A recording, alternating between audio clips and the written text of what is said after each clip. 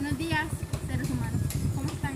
¿Cómo se encuentran? En el día de hoy, y solo por esta vez, los seres como yo, mi raza, mi especie, les venimos a contar cómo fue el proceso de evolución que ha estado presente en la vida y cómo, aunque no lo consideren, no les parezca y no lo sepan manejar mentalmente, hemos estado presentes desde siempre.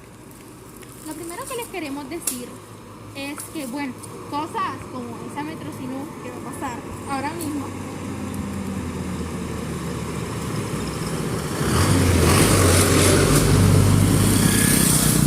son cosas que llevan demasiado tiempo presentes y que llevan un proceso muy complicado interpretar.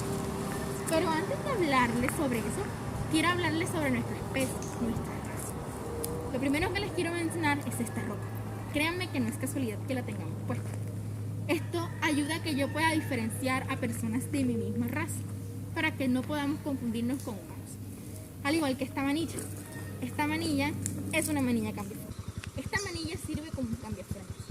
Pero, ¿cómo me veré? Pongámoslo a prueba. Me puedo ver así, ¿verdad? Me puedo ver así.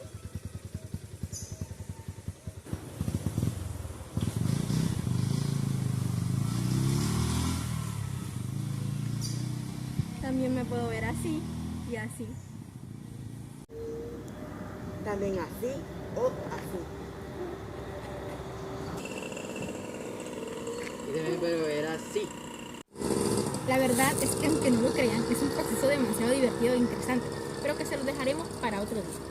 Por ahora, antes de empezar a hablarles al respecto, quiero hacerles una serie de preguntas. Y es que ustedes, como seres humanos, como personas que han vivido y que tienen cierto razonamiento, que claro, no es tan igual al de nosotros, pero sigue siendo un buen razonamiento, ¿se han preguntado en algún momento cómo surgió la vida? ¿Cómo fue que surgió el mundo? ¿Por qué es que están hoy aquí? ¿Cómo es posible de que esta madera sea esa madera? Ese tipo de preguntas siempre han acompañado al ser humano y es parte de su esencia, es parte de su magia. Y los voy a invitar a todos ustedes a este gran viaje, empezando por cómo se creó la Tierra. Antes de empezar a hablar sobre cómo evolucionaron ustedes los humanos y todo lo que les rodea, hay que fundamentar en cómo y en qué consistió la creación del lugar en el que estamos habitando actualmente, el planeta Tierra. Y es que bueno, hace 5.000 millones de años no había más que el sol y polvo. Nada más, solamente sol y polvo. Pero la gravedad convirtió ese polvo en rocas. Los planetas están formados por rocas y por polvo. Así se creó el planeta y así se creó todo el sistema solar. Nuestro planeta en sus inicios era imposible que pudiera algún rastro de vida y es que era totalmente inhabitable. La temperatura estaba demasiado elevada, no había aire, solo había dióxido de carbono, metano y amoníaco. Era un ambiente totalmente tóxico para que alguna vida pudiera subsistir aquí. Al principio la luna estaba mucho más cerca de lo que se encuentra ahora y los días solo duraban 6 horas. Hubo un momento en que la Tierra empezó a recibir los restos de la formación del sistema solar. Esos meteoritos traían diminutas gotas de agua, formando piscinas de agua, formándose una corteza terrestre. El agua empezó a cubrir la superficie de la Tierra. Se formaron islas. Esas islas eran islas volcánicas. Pero aún la atmósfera seguía siendo muy tóxica y no podía concebirse la vida. Unos meteoritos nuevos trajeron carbono y algunas proteínas primitivas, aminoácidos que van al fondo del océano. Con esos aminoácidos que llegaron, se formó un líquido caliente que está en las grietas del piso del océano, que bota gases y bota minerales, al que se le consideró un caldo químico. Esas sustancias se juntaron en el mar y empezaron a formar vida, pero específicamente formaron unos organismos unicelulares, organismos microscópicos, criaturas minúsculas que podían menospreciar el metano y comer fácilmente dióxido de carbono, luz solar. Vivían en el océano y solamente ahí, por así decirlo, era concebida la vida. Para esos momentos, el agua era el único lugar que tenía oxígeno y aún en la corteza terrestre era totalmente inhabitable. Pero ¿cómo se les llamaba a esos primeros microorganismos? Bueno, el término bacteria se aplicó para identificar a todos los microorganismos procariotas, pero en la actualidad se ha establecido que los microorganismos procariotas se dividen en dos dominios, dos grupos principales: eubacterias y archaebacterias, que hoy en día se les conoce como bacterias arqueas. Las bacterias y las archaebacterias evolucionaron por un ancestro en común, que junto con el dominio eucaria son los tres grupos principales de organismos que existen en nuestro planeta. Estos tres grupos son eubacterias y bacterias, archaebacterias o arqueas, eucaria y o eucariontes. Además de que los antepasados de los procariotas modernos, entre comillas, que posiblemente son las proteobacterias, fueron los primeros organismos o las primeras células que habitaron la Tierra hace más o menos, según cálculos humanos, 3.000 o 4.000 millones de años atrás. Aunque existen fósiles bacterianos como los estromatolitos, que son colonias de cianobacterias mezcladas con minerales, muchos estudios sugieren que arqueas y eucariotas están más relacionadas entre sí que con las bacterias. Estos fueron, por así decirlo, los primeros rastros de vida que pudo haber llegado a existir en nuestro planeta. Los sucesores, los que estaban encaminados a proseguir con el ciclo de la vida, por así decirlo, con el régimen de la vida que debía estar establecido para que hoy pudiéramos los humanos estar aquí, fueron los moluscos y anélidos. Entrando un poco más en contexto, los moluscos conforman uno de los grandes filos del reino animal. Son invertebrados, protóstomos, celomados, triblásticos de simetría bilateral, no segmentados, tienen un cuerpo blando, desnudo o puede estar protegido por una concha. Estos fueron, después de las bacterias, fueron los sucesores que siguieron. A lo largo de la evolución de los moluscos ocurrieron dos grandes hechos evolutivos. El primero de ellos, la aparición de un ancestro con caracteres primitivos que originó la diversidad de los grupos actuales. El segundo fue la aparición de la concha, con las modificaciones que han determinado la diferencia de cada grupo. Actualmente existen dos modelos que resumen las características de ese molusco hipotético. Esto quiere decir que todo rastro de vida, pues a los inicios era solamente bacterias. Pero esas bacterias fueron uniéndose a más proteínas, fueron consumiendo oxígeno. Y hay que tomar en cuenta que las condiciones de vida en la Tierra también iban siendo un poco más prácticas para poder establecerse la vida. Entonces, los sucesores a las bacterias fueron los moluscos, que son totalmente fundamentales. El primer rastro de molusco que fundamentaron los humanos fue el molusco hipotético de Salvini-Plauen. Este molusco hipotético recuerda a una babosa actual marina. Se reconoce una cabeza con boca y ganglios cerebroideos. Tiene una plataforma repatente, el pie que le permite desplazarse por los bentos dejando un rastro de moco a su lado. Donde el pie se observa la masa visceral, donde se alojan los órganos internos. La masa visceral además tiene una epidermis denominada manto, que genera una espícula calcárea en lugar de una concha y contiene la cavidad paleal. Este diseño de molusco, la verdad es que era uno demasiado práctico para de pronto uno que se pueda mostrar o que puedan llegar a ver actualmente.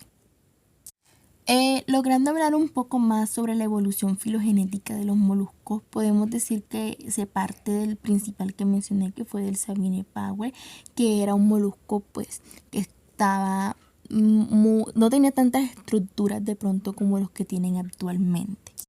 Cabe recalcar que aparecieron dos líneas principales que dieron origen al conjunto de todos los moluscos actuales.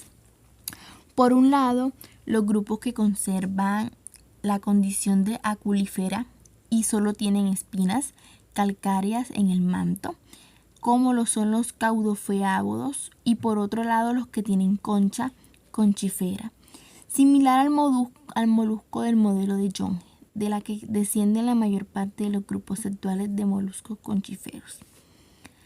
Esto ha sido un proceso demasiado interesante y aún así se termina de complementar con la de los anélidos. Estos cambios fueron un tanto fundamentales para lo que se conocen hoy en día, ya que tuvieron una parte muy influyente y tuvieron una característica directa con los insectos.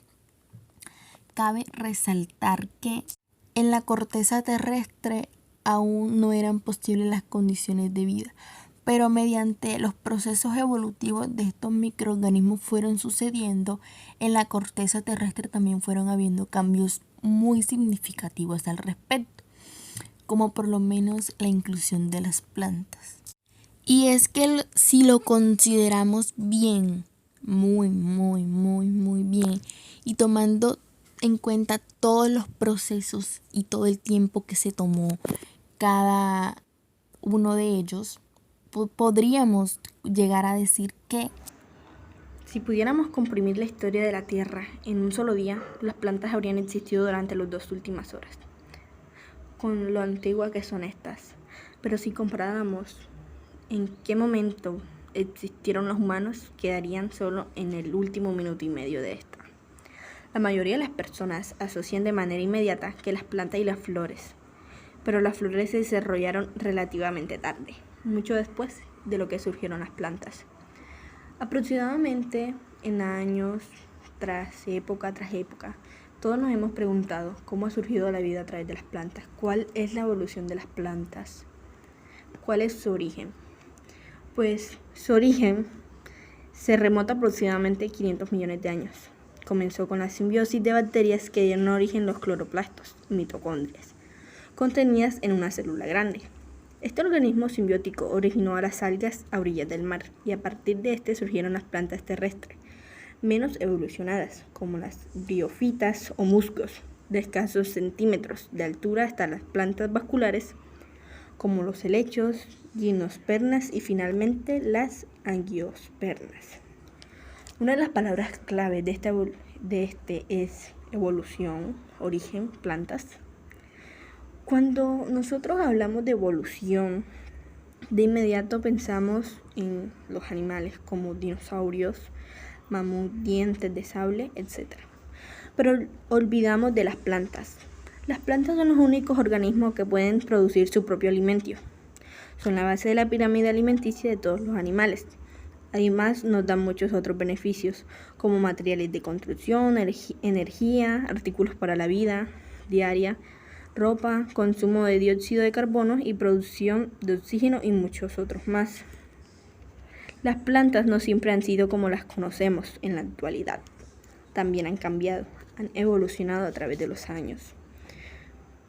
Desde organismos unicelulares hasta desarrollar estructuras como raíces, tallos, hojas, flores, frutos y semillas en organismos complejos. El origen de las plantas data más o menos de 500 millones de años en ambientes acuáticos. De acuerdo con la teoría, se dice que una bacteria grande se comió a una cianobacteria, pero no la dirigió, sino que la integró a su cuerpo como una estructura más. Y así ambas establecieron una relación benefícica. Estos nuevos organelos se convirtieron en cloroplastos. Con el paso del tiempo, esta nueva célula compuesta volvió a ingerir en otro tipo de bacteria que posteriormente se convirtió en mitocondria, encargada de proveer y procesar la energía. Este es el momento en el que la célula compuesta se convierte en una alga verde, que en un principio fueron unicelulares y al evolucionar se convirtieron en multicelulares.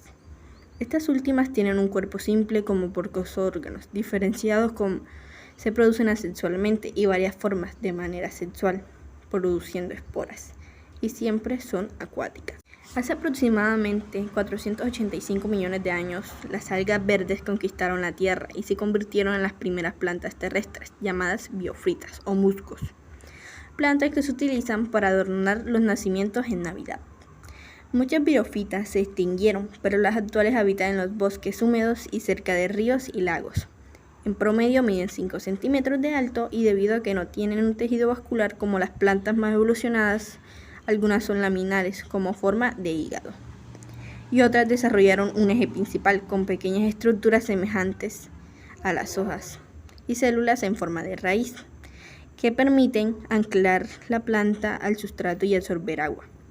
Aunque las briófitas son terrestres, necesitan de lugar húmedo, ya que sus espermatozoides flagelos para su fecundación y producir esporas para su dispersión. Con el paso de millones de años, en un grupo de briófitas aparecieron los primeros trazos de un sistema muscular y la formación de hojas verdaderas, dando origen a los helechos.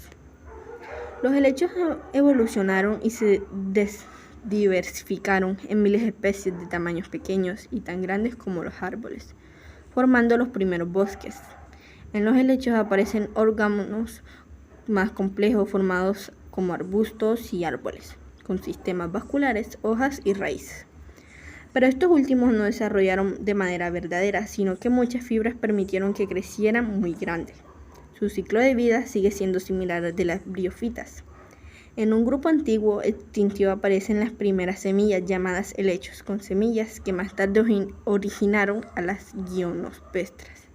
Las primeras angiospermas aparecieron hace 140 millones de años. Sin embargo, rápidamente se diversificaron, formando hierbas, trepadoras, arbustos y árboles.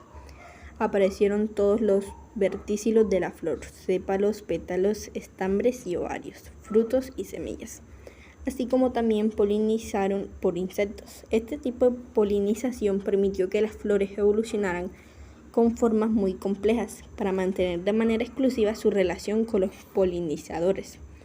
El origen y evolución de las plantas se ha basado en el estudio del ADN y de la interpretación de los fósiles, así como también la cerrada relación beneficia que tienen con los animales.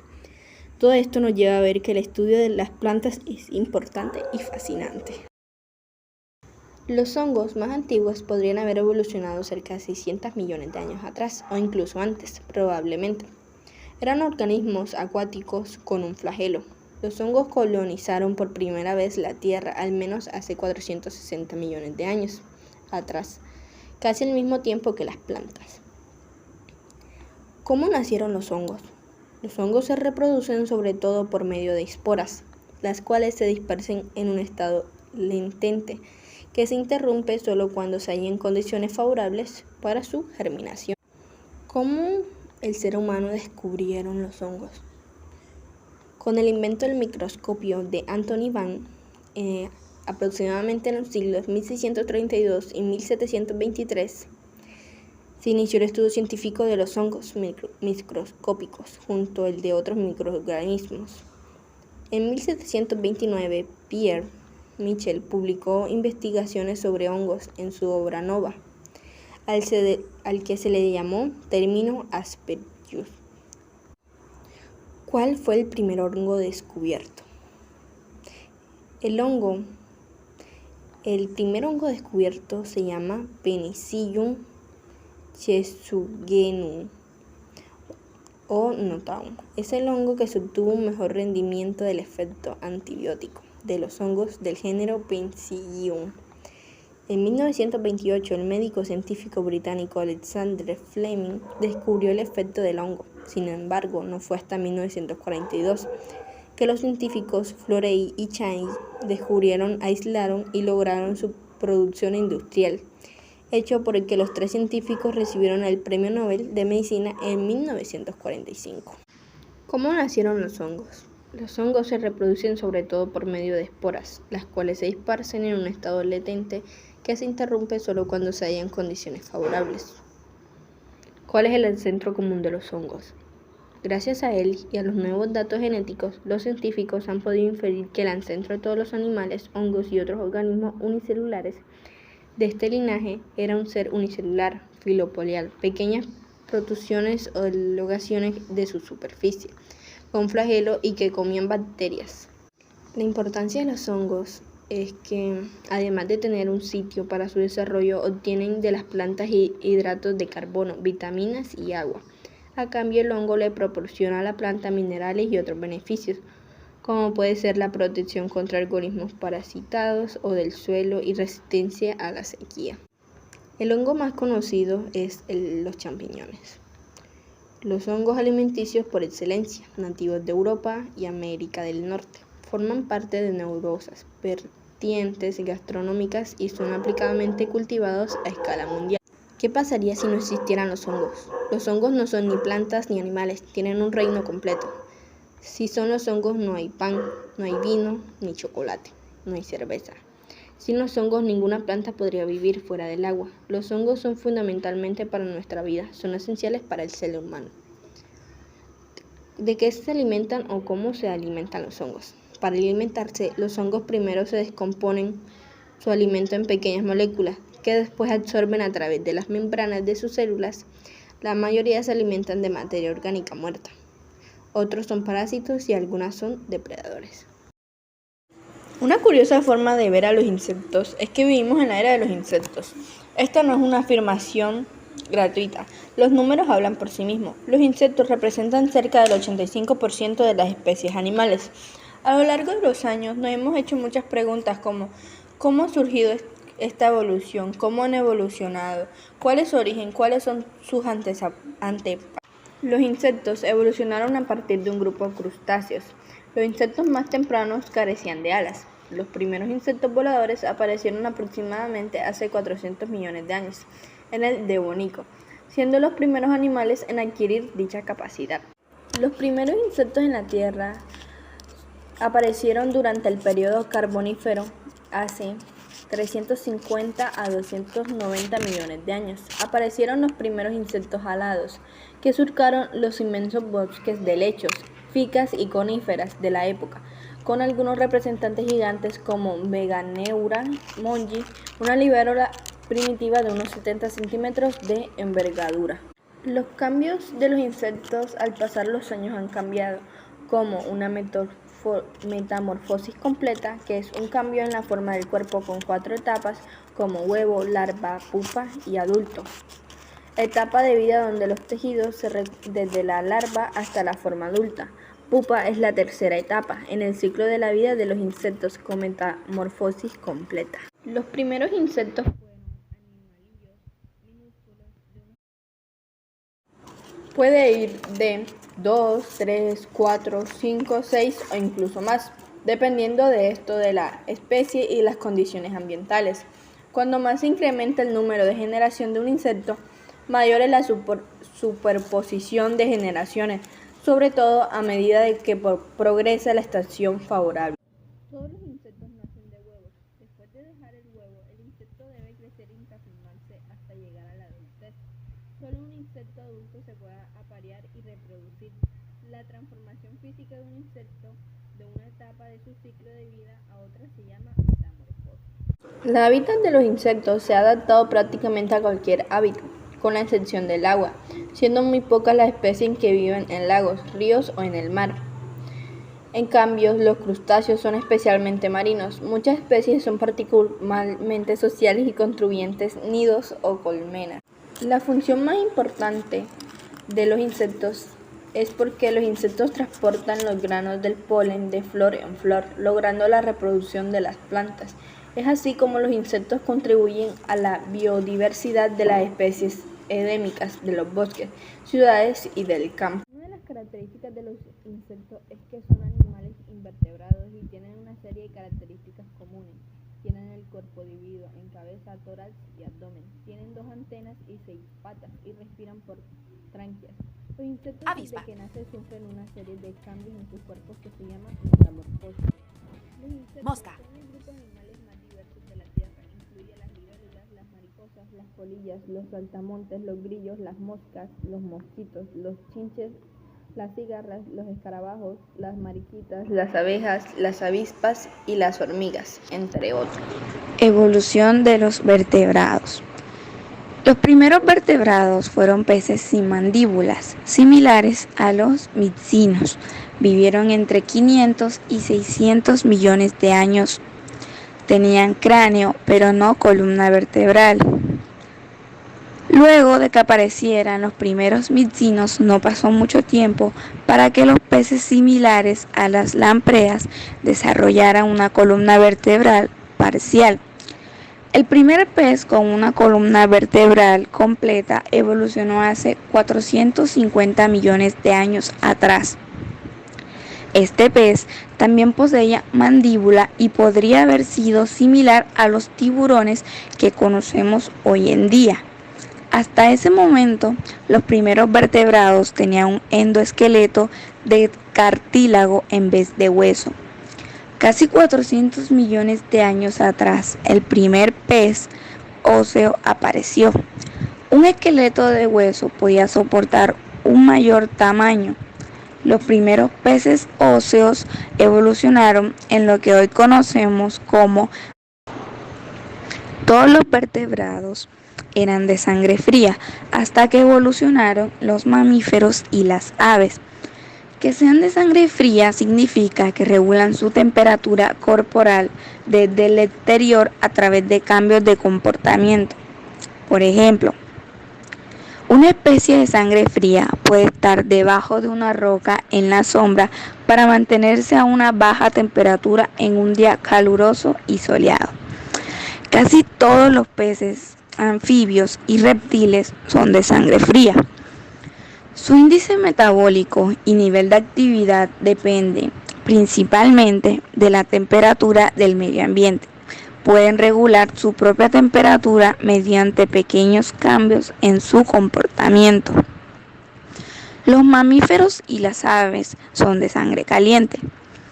Que sean de sangre caliente significa que regulan su temperatura corporal desde su interior a través de cambios metabólicos o físicos. En un día frío, por ejemplo, una especie de sangre caliente puede producir más calor aumentando su índice metabólico.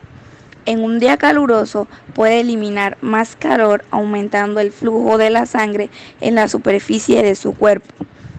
Mantener la temperatura corporal estable permite que las células funcionen eficientemente todo el tiempo. El índice metabólico y el nivel de actividad también se puede mantener a un nivel alto dada la temperatura del medio ambiente. Por otro lado, mantener una temperatura corporal estable requiere más energía y más comida. Por medio de extensiones vertebrales que permiten las flexiones de la columna y a la vez actúa como un puente de suspensión para soportar el peso de los órganos debajo de ella. Evolución de los tetrápodos. La conquista de la Tierra fue un proceso evolutivo muy largo e importante que implicó modificaciones morfológicas y fisiológicas en casi todos los sistemas de órganos, las cuales evolucionaron en el contexto de los ecosistemas del Devónico. La transición del agua a la Tierra es casi sin duda un ejemplo de radiación adaptiva. En este proceso, los animales que adquieren ciertas características colonizan nuevos hábitats más propicios para sobrevivir con nuevas fuentes de comida, menos peligro de depredadores, menos competencia con otras especies, etc. Con el paso del agua a la tierra, los tetrápodos se tuvieron que enfrentar a problemas como sostener sus cuerpos en tierra firme, que son mucho más densos que el aire, y al de la gravedad en el ambiente terrestre. Por ello, su sistema esquelético está estructurado de manera diferente al de los peces, ya que en los tetrápodos se puede observar que la vértebra interdáctilos procede del Eoceno inferior, hace unos 56 millones de años, en Eurasia y Norteamérica. Los primeros ejemplares tenían un aspecto similar a los tragúlidos actuales. Este es un ejemplar del orden Ariodáctila, conocido vulgarmente como cervatillo o ciervo ratón, que tiene un tamaño pequeño, patas cortas, estómago con 4 partes. Se cree que estos primeros ejemplares eran omnívoros o frugívoros por la forma que presentaban sus dientes. Hacia finales del Eoceno ya existían tres subórdenes: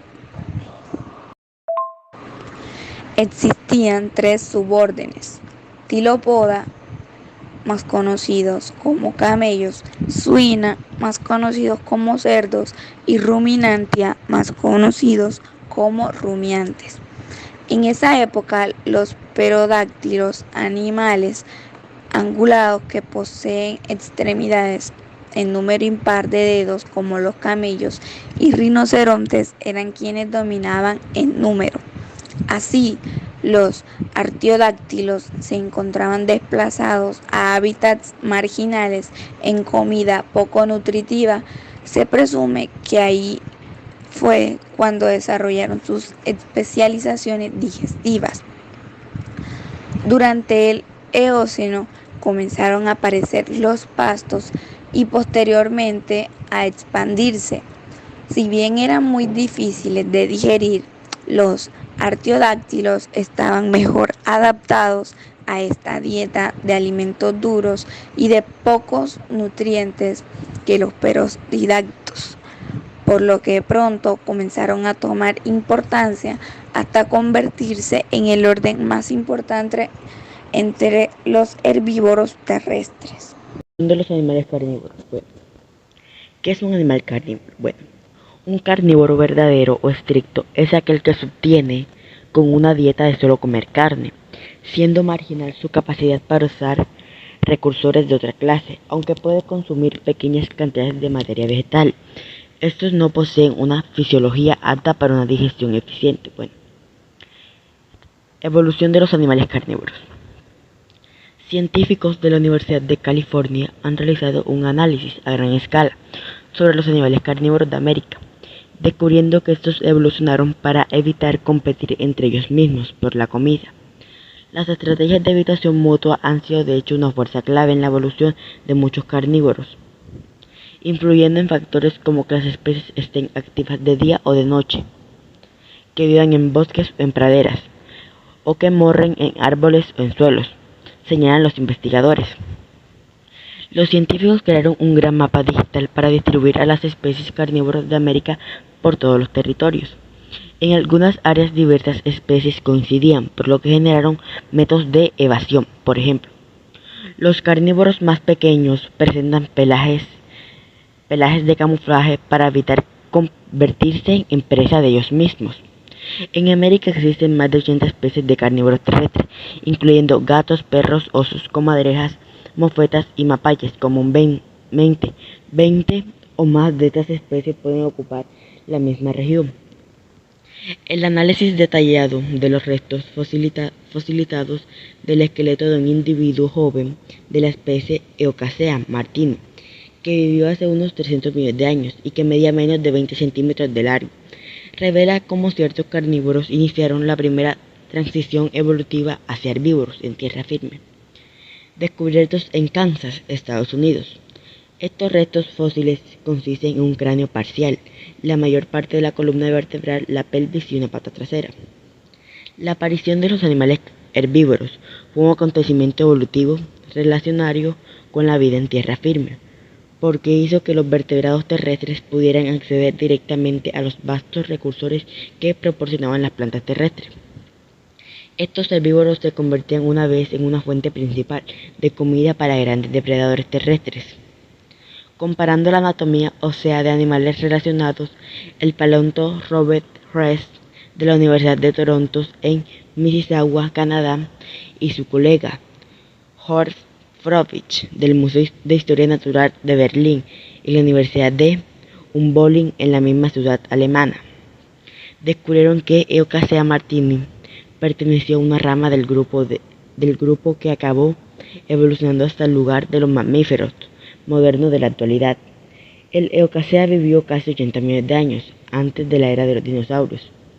Otro hallazgo destacado de la investigación realizada por el grupo de Reis y Frohlich es la alimentación herbívora, que implica la habilidad de digerir y procesar materia vegetal con un contenido alto de fibras como hojas y brotes de los árboles. Se estableció no solo en el lenguaje, que incluía el eocasea, apareció de forma independiente en al menos 5 ocasiones, incluyendo 2 veces en reptiles. Sin embargo, aunque 5 grupos desarrollaron de manera independiente la novedosa habilidad de vivir en las plantas, el grupo al que pertenece el eocasea procedió a los reptiles en casi 30 millones de años. Esto muestra que la alimentación herbívora como estrategia de nutrición apareció primero los primeros parientes lejanos de los mamíferos, en vez de los reptiles antiguos. La rama que al final dio lugar a los dinosaurios, aves, reptiles y modernos. Ejemplo del proceso de evolución de los perros. Bueno, ilustrado ciencia. Los humanos hemos participado en la historia evolutiva de los perros, desde el origen de la relación entre ambos. Hemos favorecido por un proceso de domesticación la aparición de las distintas razas de perros. Hoy en día la mayoría de nuestras mascotas son perros de raza, sin embargo estos perros solo representan el 15% de todos los canes que existen en la actualidad. El otro 85% a los perros chandas o perros callejeros. En general se cree que los chuchos, o sea perros callejeros, proceden del cruce entre perros de raza, pero no es así. Estos perros han surgido de la evolución por selección natural de los primeros cánidos que asociaron a los humanos. Por ejemplo, un lobo 100% puro puede ser el antecesor común, el 85% a perros chandas y el otro 15% a perros de raza. Historia evolutiva de los perros actuales. La selección natural ha dotado a los chuchos, o sea, a los perros callejeros, facilidades para acercarse a nosotros. Estos privilegios les permiten aprovechar de recursos que directa o indirectamente propone a su disposición, es decir, la mayoría de los perros han surgido por su propio camino evolutivo, siguen su propio camino, han adoptado para convivir entre nosotros y obtener beneficios de los humanos. Evolución de los gatos. El ancestro común de los felinos modernos extintos es el Proailurus lemanensis, data hace unos 30 millones de años. Los grandes félidos parecen que surgieron hace unos 10 millones de años en Egipto, mientras que el género Felis, o sea el gato salvaje, el gato doméstico, apareció en los últimos 3 millones de años. Evolución de los roedores. Los roedores existen desde hace mucho tiempo, antes de que el hombre poblece en la tierra. Los primeros roedores del norte de África datan de hace unos 50 millones de años. En cambio, los antepasados más antiguos del hombre florecieron en el África prehistórica y ocuparon hábitats tan variados como selvas o desiertos, lo que supongo que los animales carnívoros una fuente abundante y estableciente de alimento. El estudio paleontológico de los roedores aparta información importante sobre la ecología local y sobre los cambios medioambiental a través del tiempo. Incluso sus estudios paleontológicos proporcionan información útil sobre la evolución humana. Los roedores fueron los únicos grupos de mamíferos no marsupiales, terrestres u euterios que llegaron al continente australiano antes de la expansión del ser humano. Esta colonización tuvo lugar en diversas oleadas entre 10 y 5 millones de años. En la actualidad existen diversos géneros de roedores propios de Australia, como las ratas de aguas australianas. En Sudamérica llegaron hace unos 30 millones de años unos roedores clasificantes actuales como cabiomorfos. Durante el Oligeno, hace más de 30 millones de años, los roedores emprendieron un largo viaje colonizador, probablemente cruzado del Océano Atlántico, entonces mucho más estrecho desde África. De ese modo, roedores transportados por troncos u otros desechos flotantes llegaron hasta un paraíso aislado del resto de los continentes, el continente sudafricano, para dar lugar a increíbles y especializados roedores gigantes. En Sudáfrica, los roedores recién llegados encontraron un gran número de nichos ecológicos que no estaban suficientemente explotados por los primitivos mamíferos que poblaban este continente aislado. Los roedores se adaptaron rápidamente a las fabulosas oportunidades de que les brindaban los diferentes medios libres de la competencia de los herbívoros mejor adaptados. No existían serios competidores para los roedores, porque los equidos de Sudáfrica hacía poco que se habían extinto. Los tapíridos Halcón peregrino. y cerdos salvajes todavía no habían colonizado este continente. Y los bóvidos nunca llegarían a evadir el continente sudafricano. Los primitivos mamíferos sudafricanos, o sea, zarigüeyas, ferunglados, palodontos, no eran problema alguno para la expansión de los recién llegados, o sea, los roedores. En aquellos tiempos, en Sudáfrica habían pocos grupos de mamíferos, de manera que los roedores pudieron ocupar un nicho ecológico nada típico de este mamífero. Algunas especies de roedor herbívoros que se convirtieron equitativamente ecológicos a los artidóctilos. Evolución de algunos roedores en Sudáfrica. Aprovechando las oportunidades circunstancias, los roedores proliferaron enormemente y dieron lugar en un gran número de formas muy diferentes, pero con muchos aspectos en común. Los roedores que habitaban las selvas, por ejemplo, hábitats sometidos a inundaciones periódicas, desarrollaron adaptaciones a la vida en el agua, como membranas Dragón de Komodo. interdigenales o glándulas sebáceas para engrasar el pelaje.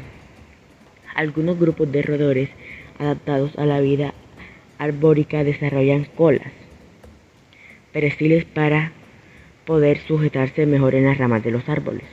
La falta de depredadores y la abundancia de alimentos posibilitaron el crecimiento de roedores, tanto terrestres como anfibios, para dar lugar en forma de gigantes. Existieron roedores del tamaño de un hipopótamo, como Poveromis y Patterson. Todavía en la actualidad, el roedor más grande pertenece a un grupo de los cabiomorfos y se trata del capibara. Serpiente de cascabel. Sin embargo, cuando los grandes carnívoros llegaron a Sudáfrica, muchos de estos roedores gigantes se extinguieron, por lo que pertenecían a las familias Heptazodontios, roedores del tamaño de un oso. Algunos de ellos, sin embargo, el Kenny, un roedor de la misma familia con un peso de unos 15 kilogramos, vivía aún de los españoles. Llegaron a América Cobra. según testimonio de González Fernández y Oviedo y Valdés, en hábitats de Haití y República Dominicana. Actualmente, de todos estos gigantes roedores solamente sobrevivieron la parca o el capibara. La pacarca mide hasta 1 metro de longitud y tiene un peso entre 12 y 14 kilogramos. Se encuentra en peligro de extinción actualmente. Los roedores albícolas, en cambio, no experimentaron grandes crecimientos porque ellos le dificultaron la vida en las ramas de los árboles. Todas las formas de vida de un híbrido pequeño tamaño puede adaptarse a sí mismo, siendo desarrollado por los roedores Salmón. de Sudáfrica. Ejemplo de evolución de las ratas. Bueno, los antepasados de Ratus norvegicus y Ratus se separaron hace alrededor de 2 millones de años. El pariente más cercano de Ratus norvegicus es Ratus mulcranus. La división entre estas dos especies se produjo alrededor de 0,5 millones de años. Hoy en día hay entre 56 y 65 especies del género Ratus. Con el pasado del tiempo, estas ratas fueron evolucionando a lo que conocemos hoy en día como ratas callejeras. Estas ratas se encontraban en Sudáfrica y a través de las crecientes que hubo en ese entonces se fueron expandiendo por el resto del mundo hasta llegar hasta nuestras casas. ¿Cómo sería la evolución de las ardillas voladoras? Además, hemos realizado nuevos análisis evolutivos, cambiando datos paleontológicos y genéticas que permiten incluir que las ardillas voladoras evolucionaron a partir de formas albirócolas entre hace unos 30 y 25 millones de años. Toda esta información nos quiere decir Puma. que los primeros animales que evolucionaron fueron los roedores, luego los carnívoros. Luego de que estos pequeños roedores llegaran a Sudáfrica, se extinguieron por todo el mundo, hacia Europa, Norteamérica y Asia. Aproximadamente hace unos 66 millones de años. Dichos fósiles se encuentran en Norteamérica, Europa y Asia. Esto quiere decir que luego de que llegaran los roedores a Sudáfrica, se poblaron en todo el mundo, hacia Norteamérica, Europa y Asia, por todo el continente. Después de hablar de varios ejemplos de evolución animal y vegetal, vamos a hablar sobre la evolución homínida. Pero primero, para hablar de la evolución homínida, hay que saber qué son los homínidos. Homínidos es el nombre que reciben los individuos del orden de los primates superiores y de la clase de mamíferos según el estudio de la evolución de las especies. Esta clasificación se hace según la observación comparativa de los hallazgos fósiles, que ponen en evidencia un conjunto de rasgos comunes esenciales. Primero, locomoción bípeda. Segundo, aumento progresivo de la masa craneal. Tercero, visión estereoscópica. Cuarto, pulgares oponibles. Quinto, extremidades independientes. Sexto, manos con celeridad que pueden registrar información. Bueno, ahora que ya sabemos qué es el término homínido, vamos a hablar sobre el árbol filogenético de los homínidos. En particular sus colmillos, que son muy parecidos a la especie Homo o humanos. Se ha encontrado la especie más antigua que se data en el árbol filogenético de los homínidos es el Sahelanthropus chandensis. El Sahelanthropus chandensis, o también apodado Toumai, fue un homínido fósil hallado en el centro del Jurab y se data de 6 a 7 millones de años de antigüedad. Se cree que vivió en zonas pantanosas. Su cráneo es semicisco, aunque de rostro breve y de dientes pequeños. En particular sus colmillos, que son muy parecidos a la especie Homo o humanos. Se han encontrado un cráneo, 2 fragmentos de mandíbula inferior y 3 dientes aislados. Tienen un prominente toro supraorbital y una cresta sagital en la parte posterior del cráneo. Y su volumen cerebral es de 350 cc. Tiene rostro alto y poco prognato, caninos relativamente pequeños y ausencia de espacio entre los dientes. Podría ser el antecesor del Ardipithecus ramidus. La siguiente especie encontrada en el árbol filogenético de los homínidos es el Odorhyntus, especie encontrada en las proximidades de la localidad de Tungen, en el área montañosa central de la actual Kenia. La datación demostró que los Odorhyntus habían vivido hace al menos unos 6 millones de años.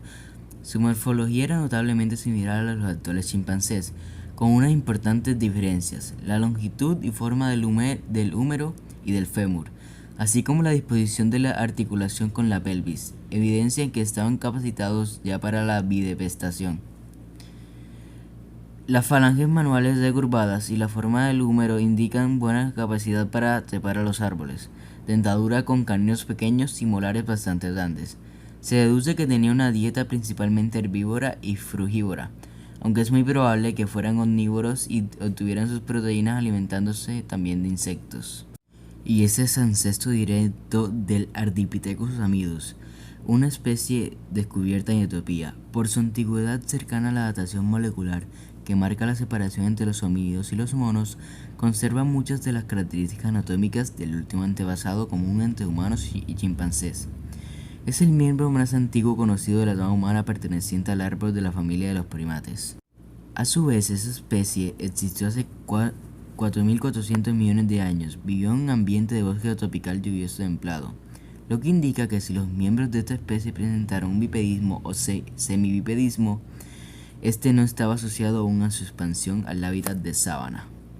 Por consiguiente, el Ardipithecus ramidus se distingue de los otros homínidos por un conjunto de rasgos anatómicos: grandes caninos superiores e inferiores. El tamaño de los dientes posteriores es comparativamente menor.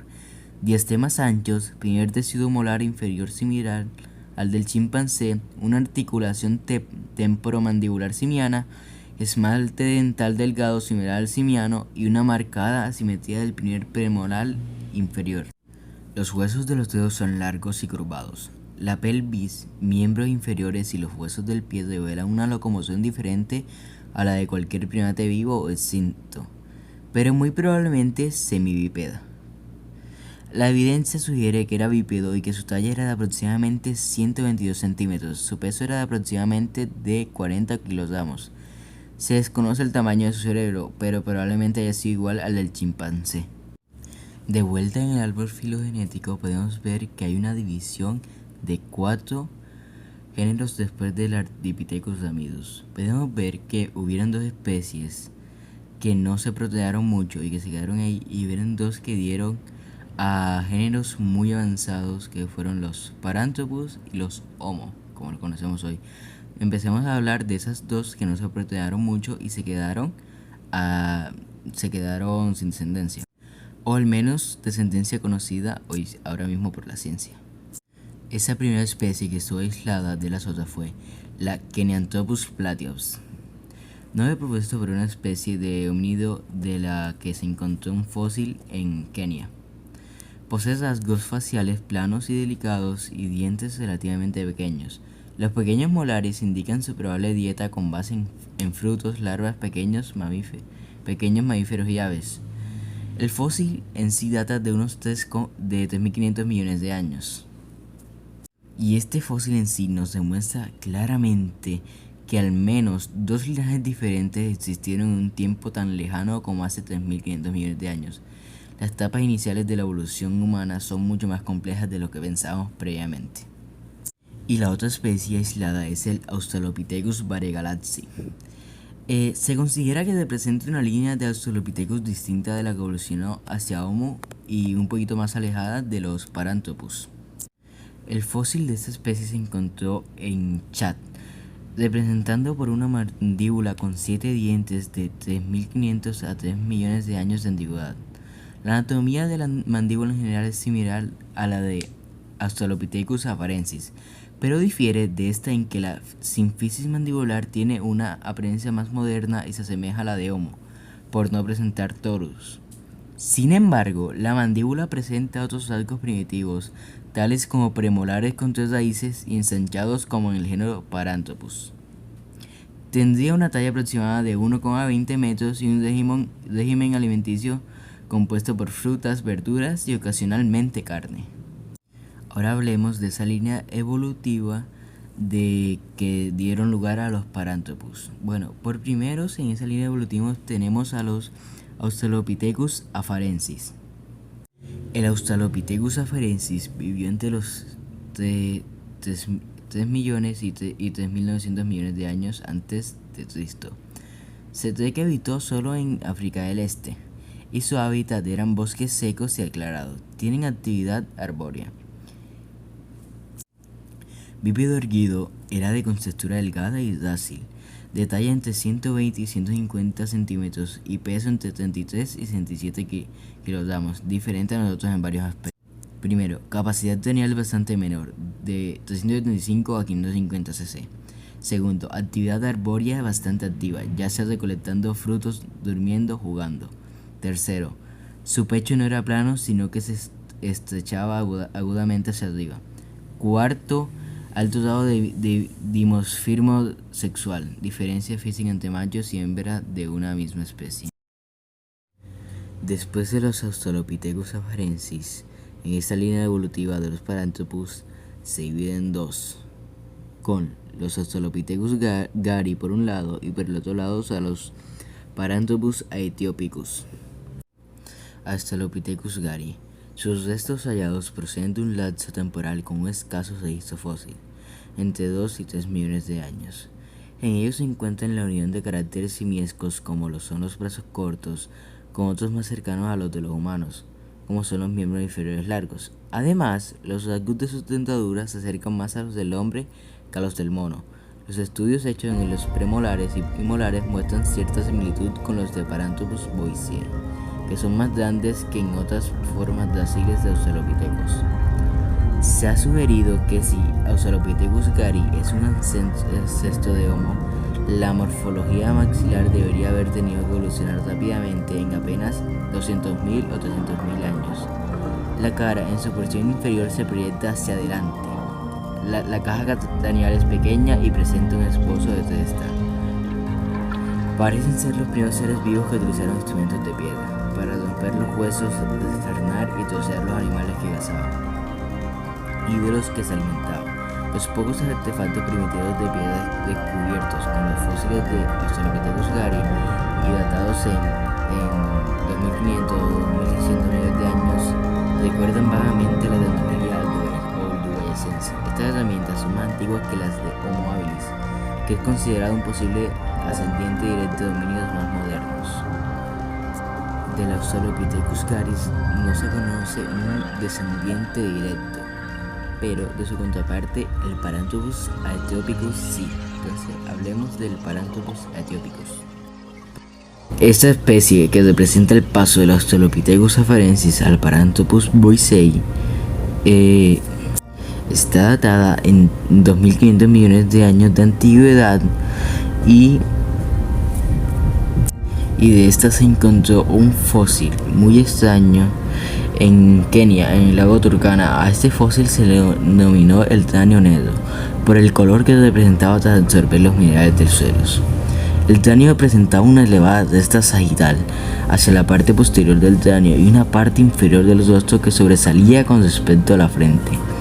Esta especie intermedia presenta rasgos propios de los Australopithecus: cara protuyente, capacidad craneal pequeña de 410 cc y cresta craneal posterior. Y anuncia a los que van a caracterizar tanto al Paranthropus boisei como al Paranthropus robustus, cresta sagital prominente y grandes dientes masticatorios. Debió vivir en un medio ambiente más seco que los Australopithecus, aunque no parece que fuera un ambiente pleno de sabana. Vivió hace entre 2700 y 1900 millones de años en el África Oriental. El Paranthropus aethiopicus tenía una dieta estrictamente vegetariana. Se dice que por esto es que desarrolló esta forma de cráneo y de su cuerpo. Pero el Paranthropus aethiopicus da lugar a dos nuevas especies, el Paranthropus boisei y el Paranthropus robustus. Hablemos primero de la que era más de la que fue más antigua, que fue el Paranthropus boisei. Paranthropus boisei. Los fósiles de esta especie aparecen en el registro fósil desde hace 2 millones y hasta hace 1 millón de años. El fósil que dio lugar,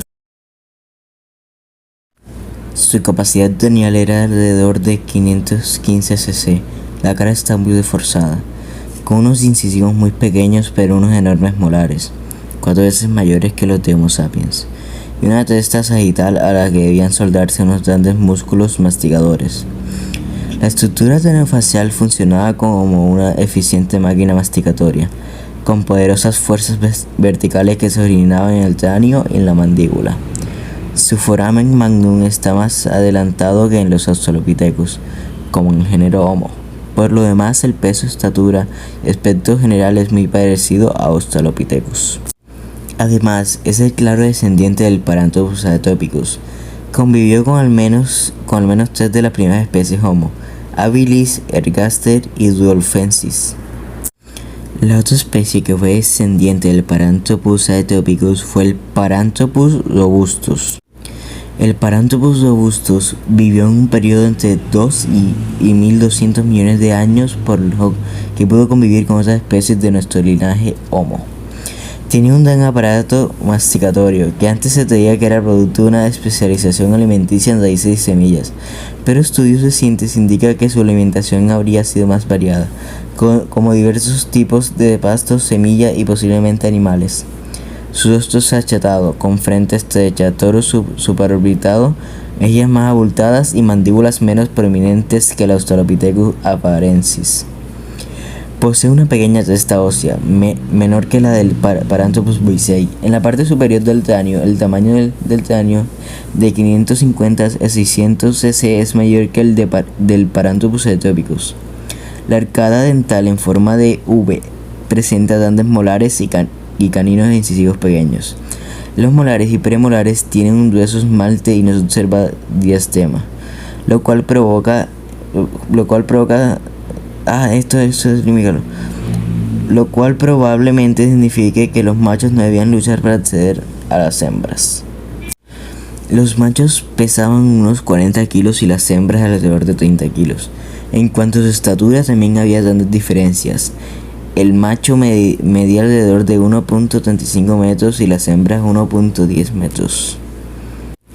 Cuando hablamos anteriormente de una división que eran cuatro partes en que se dividía, después del Ardipithecus ramidus, había la parte que nos daba el Australopithecus anamensis, que da lugar a los Homo. Entonces vamos ahora por esa subdivisión. Esa subdivisión da lugar primero con el Australopithecus anamensis. Entonces hablemos de este homínido. Y tenemos que retroceder mucho tiempo. Vos eso también que no sé. Pero para hablar de este tenemos que retroceder mucho tiempo. Bueno, ahora Australopithecus anamensis. Especie de 3.900 a 4.200 millones de años de antigüedad. Encontrada en el lago Turkana en Kenia. Su peso oscilaba entre 45 y 60 kilogramos, lo que indica que los dos sexos eran extremadamente dimórficos. Si bien se desconoce la exacta medida del cráneo, el tamaño era similar al de los monos, al igual que la articulación de la mandíbula y el meato auditivo externo. Sus muelas poseían gruesos esmaltes, por lo que se deduce que no comía solo hojas y frutos, sino alimentos más duros. Australopithecus anamensis tenía caninos más reducidos que Australopithecus ramidus, y estos no exhiben las facetas afiladas típicas de los caninos de los monos. La morfología general de la mandíbula es similar a la del chimpancé, a partir de las características anatómicas de los huesos de los brazos, largos brazos y las falanges curvadas, y de las piernas, que se deduce que Australopithecus anamensis era al mismo tiempo bípedo y un poderoso trepador. Después del Australopithecus anamensis podemos encontrar la gran división del género Homo. Se encuentran 5 divisiones después del Australopithecus anamensis, con diversas especies, 4 especies Homo y 4 especies Australopithecus. Primero hablemos del Australopithecus, que queda aislada de las demás. Esta especie Australopithecus se llama Australopithecus africanus. Vivió hace 2 o 3 millones de años en África del Sur. El nombre de la especie fue dado por Raymond Dart al descubrir el niño de Tonk en 1924. Camina en forma bípeda, aunque tenía actividad arbórea. Su peso promedio iba de los 73 kilogramos a los 67 kilogramos, con una estatura de 1,50 metros de alto. Y el dimorfismo sexual no se detecta en el tamaño de los individuos como tal, así que no se diferenciaba el tamaño entre hombres y mujeres. Su capacidad craneana es de 480 cc a 520 cc. La caja craneana es más alta y redondeada que la de los antropomorfos, y esqueleto postcraneal similar al ampharensis. La cara es más corta y presenta menor protagonismo y un menor tamaño de piezas dentales. Sus piezas dentales no difieren mucho al hombre de hoy. Los caninos eran pequeños sin sobresalir como en los antropomorfos. Y los incisivos son tan pequeños como los nuestros. Desaparece el sistema separación entre incisivos, o es muy rara su existencia. También tenemos las otras 4 especies que dio lugar al Australopithecus anamensis, que fueron el Homo rudolfensis, que no dio lugar a ninguna especie, el Homo habilis, que tampoco dio lugar a ninguna especie, el Homo georgicus, que no se conoce ninguna especie a la que haya dado lugar, y el Homo ergaster, que sí da lugar a muchas especies. Pero hablemos primero del Homo rudolfensis. El Homo rudolfensis habitó en un periodo de tiempo comprendido entre 1900 y 1600 millones de años en el este de África, por lo de que se considera contemporáneo del Homo habilis, así como de otros homínidos. Originariamente este generó mucho polémica porque se clasificaba entre la especie Homo habilis. Sin embargo, tenía unas diferencias morfológicas muy marcadas, que eran la forma de la cara, principalmente la región supraorbital y malar, que presenta muy larga, profunda e inclinada hacia adelante. Segunda, medidas tendibles en su conjunto. Un 45% de las medidas que se compararon entre las dos especies superan el dimorfismo sexual de los gorilas. Tercero, el Homo durfensis tiene, respecto al Homo habilis, una cara más plana, unos dientes postcaninos más amplios y con raíces y coronas más complejas y esmalte más grueso. La otra especie que hizo parte de la división de los Australopithecus anamensis fue el Homo habilis.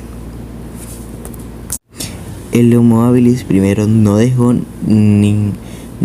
lugar a ninguna otra especie, y se estima que aproximadamente desde 2500 hasta 1600 millones de años antes del presente, al comienzo del Pleistoceno, es su registro fósil. La piedra corta la piedra. Sus características eran que importantes incrementos en el tamaño cerebral con respecto a los Australopithecus, que se ha calculado entre 650 centímetros a la 3 hasta 800 centímetros a la 3. El Homo erectus vivió entre 1200 millones de años y 50.000 años antes del presente. Este homínido tan grande vivía de la caza y el carroñero y recolección de gramíneas y vegetales. Parece haber evolucionado en África como Homo ergaster, a partir de las poblaciones anteriores de Homo habilis, para a continuación dispersarse por gran parte de Asia desde hace unos 1700 millones de años, y esta especie dio lugar al Homo floresiensis. La especie Homo floresiensis estuvo entre 38.000 a 13.000 años de antigüedad. Posible especie recientemente descrita al género Homo, extraordinaria por el pequeño tamaño de su cuerpo y su cerebro. La altura estimada de un Homo floresiensis adulto es considerablemente menor que la altura media adulta de todas las poblaciones humanas modernas. Físicamente más pequeñas, tales como los pigmeos africanos, Shua o Simán o los andameses. Se ha estimado que el espécimen tipo de Homo floresiensis, la masa era de unos 25 kilogramos y la altura de unos 1,37 metros, muy pequeños a comparación al humano actual. Se dice que esta especie se murió sin descendencia, pero no se conocen los motivos de su desaparición. Como dije antes, el Homo ergaster dejó a dos especies, al Homo erectus y el Homo antecesor. Ya hablé del Homo ergaster y su descendencia, y ahora hablemos del Homo antecesor. El Homo antecesor es la especie hominida más antigua de Europa, con una antigüedad de 800.000 años. Los fósiles de Dandolina exhiben una combinación única de rasgos dentales, mandibulares y craneales, primitivos y avanzados, que los diferencian de los Homo erectus asiáticos, de Homo ergaster y de Homo heidelbergensis. Eran unos individuos altos, fuertes y con una cara de rasgos modernos, aunque su cerebro fuera más pequeño que el del hombre actual. El arco superciliar es en doble arco y la capacidad encefálica, estimada a partir de un fragmento incompleto de hueso frontal, indica una cifra superior a los 1000 centímetros a la 3. El Homo antecesor precede al Homo heidelbergensis y al Homo rhodesiensis, que esta especie a su vez son predecesoras del Homo neanderthalensis, hombre de Neandertal, y al Homo sapiens, el humano. Hablemos de la primera especie que precede el Homo antecesor, que es el Homo heidelbergensis. El Homo heidelbergensis surgió hace más de 500.000 años y perduró al menos hasta hace 250.000 años en Europa y África. Eran individuos altos de unos 1,75 metros y muy fuertes, llegarían a 100 kilogramos. De grandes cráneos, 1250 cc, y muy aplanados con relación a los del hombre actual, con mandíbulas salientes y gran abertura nasal. Esta especie fue muy importante ya que fue de las primeras en empezar a usar el modo de piedra aquelense. Además, el Homo heidelbergensis es un antepasado directo del Homo neandertal. En Europa no fueron antepasados directos de los Homo sapiens modernos, eso hay que tenerlo claro. Entonces hablemos de lo que precede el Homo heidelbergensis, que es al Homo neanderthalensis. El Homo neanderthalensis, Homo neandertal, es una especie que habitó Europa y partes de Asia Occidental desde hace 230.000 hasta 29.000 años atrás, durante el Paleolítico Medio. Además, no existe evidencia científica que lo relacione con que haya estado en África, Arabia o Asia Central u Oriental. por lo que se cree que siempre permaneció en Europa y fue una especie bien adaptada al frío extremo. En ellos se notan tallos alargados y amplios, con piel corta y robusta y nariz grande, rasgos que denotan adaptación a climas fríos, como se puede observar actualmente en las poblaciones del Ártico. Las características definidoras a partir de los huesos fósiles descubiertos hasta ahora, unos 400 individuos, esqueletos robustos, extremidades cortas, tórax en barril, arcos supraorbitados resaltados, frente baja inclinada, faz prominente, mandíbula sin mentón y gran capacidad craneal de unos 1500 cc. También poseen un gran moño occipital y un espacio detrás del último molar inferior. Esta especie además fue evolucionando las piedras aquelenses que ya habían empezado a usar los Homo heidelbergensis y los daron un estilo de piedra cultural llamado musteriense. También se ha asociado a ellos la cultura chatelperroniense del Paleolítico Superior. Además se dice que estos ya vivían en grupos organizados, formados por alrededor de unos 30 miembros. Su nivel de ocupación del territorio era bajo y los grupos tienen mucha movilidad. Se ha encontrado una elevada atención al entrenamiento de niños, lo cual hace que se hable muy bien de la especie porque ya sabían que era el estrés demográfico. Entienden los niños como un bien valioso. No es antepasado del hombre actual. Homo sapiens y Homo neanderthalensis comparten el 99,5%. Como dije anteriormente, el Homo antecesor precedía a dos especies, al Homo heidelbergensis y al Homo rhodesiensis. Ya hablé del Homo heidelbergensis, ahora voy a hablar del Homo rhodesiensis. Se considera que vivió solamente en África por lo menos desde 300.000 hasta 160.000 años antes del presente. La capacidad neurocranial del Homo rhodesiensis era relativamente alta, entre 1280 y 1325 centímetros a la 3. Este cráneo, con una edad estimada en 0.3 tones, se asemeja al cráneo de Bodo por sus rasgos faciales robustos y primitivos, tórax supraorbitado y frente huidiza. Además, los fósiles que se encontraron mostraban un cráneo que mostraba signos patológicos o de enfermedad, ya que 10 de sus 16 dientes superiores presentan caries, por lo que se dice que esta especie murió por un tipo de enfermedad y dio lugar al Homo sapiens antes de extinguirse. Morfológicamente conserva ciertos rasgos antiguos comunes al Homo erectus, Homo ergaster y Homo antecesor. Tiene otros que han permitido relacionarlo con Homo heidelbergensis y Homo neanderthalensis, pero son menores. Pero además presenta rasgos que apuntan hacia el Homo sapiens. Según Time White, es muy probable que Homo rhodesiensis sea antepasado de Homo sapiens. Y como dije anteriormente, el Homo rhodesiensis es antepasado del Homo sapiens. La especie actual.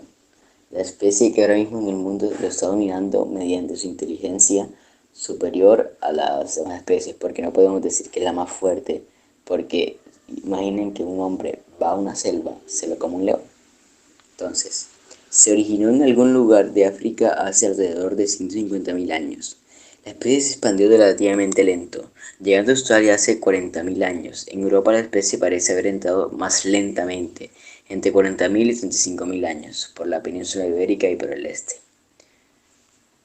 Los recientes estudios de ADN mitocondrial postulan que los humanos modernos vivieron en África antes que en otros continentes. Hay que recordar que este material genético se transmite a través de las mujeres. Solo si hay continuidad femenina se puede retroceder en el tiempo hasta llegar a una hipotética primera madre.